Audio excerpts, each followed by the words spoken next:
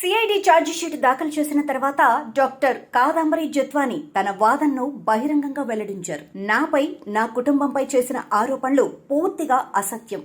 2.5 ఏళ్లుగా నన్ను బలిపశువును చేశారు అని ఆమె పేర్కొన్నారు. తాను gold medallist, national merit scholar, America వైద్య విశ్వవిద్యాలయాలతో అనుబంధం కలిగిన వైద్యురాలనని గుర్తు చేస్తూ తన కెరీర్ను, ప్రతిష్టను రాజకీయ ఇతర శక్తుల ప్రయోజనాల కోసం ధ్వంసం చేస్తున్నారని ఆరోపించారు. సిఐడి ఛార్జ్ షీట్ కేవలం 20 పేజీల పత్రం మాత్రమేనని, అందులో తనపై చేసిన ఆరోపణలకు ఎలాంటి బలమైన ఆధారాలు లేవని ఆమె అంటున్నారు.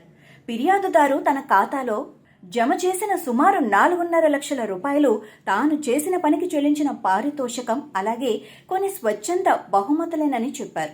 ఆర్థిక లావాదేవీలు జరిగినంత మాత్రాన నేరం నిరూపితమైనట్టు కానని ఆమె వాదిస్తున్నారు.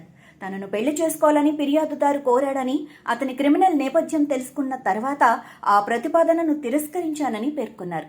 అంతేకాకుండా అతడు తనకు పంపిన అసభ్యకరమైన సెల్ఫీలే ఇప్పుడు సిఐడి ఛార్జ్ షీట్లో కాంప్రమైజింగ్ ఫోటోలుగా చూపించారని ఆమె ఆరోపించారు. సాక్షుల వాంగ్మూలాలను కూడా వక్రీకరించారని, ఇప్పటికే కోర్టులో అవి తిరస్కరించబడ్డాయని, 3 సస్పెండ్ అయిన ఐపీఎస్ అధికారులపై చర్యలు కూడా జరిగాయని ఆమె తన ప్రకటనలో పేర్కొన్నారు. ఇక తన కుటుంబ సభ్యులను చివరకు ఈ కేసు నుంచి పూర్తిగా విముక్తి కల్పించారని, అయితే తనను మాత్రం ఇంకా లక్ష్యంగా చేసుకున్నారని ఆమె ఆవేదన వ్యక్తం చేశారు. కొన్ని మీడియా సంస్థలు వాస్తవాలను వక్రీకరిస్తూ 4.5 లక్షల రూపాయల లావాదేవీని 1.32 కోట్లుగా చూపిస్తున్నాయని, బ్లాక్మెయిల్, ఎక్స్టార్షన్, రాకెట్ వంటి పదాలతో తన వ్యక్తిత్వాన్ని దెబ్బతీసే ప్రయత్నం చేస్తున్నాయని ఆరోపించారు. నాకు రాజకీయ శక్తి లేదు, పెద్దవారితో పోరాడే వనరులు లేవు, అందుకే నన్ను సులభ లక్ష్యంగా మార్చారు అని ఆమె అన్నారు. ఇక చివరిగా, నా కన్నీళ్లు ఎప్పుడో ఎండిపోయాయి.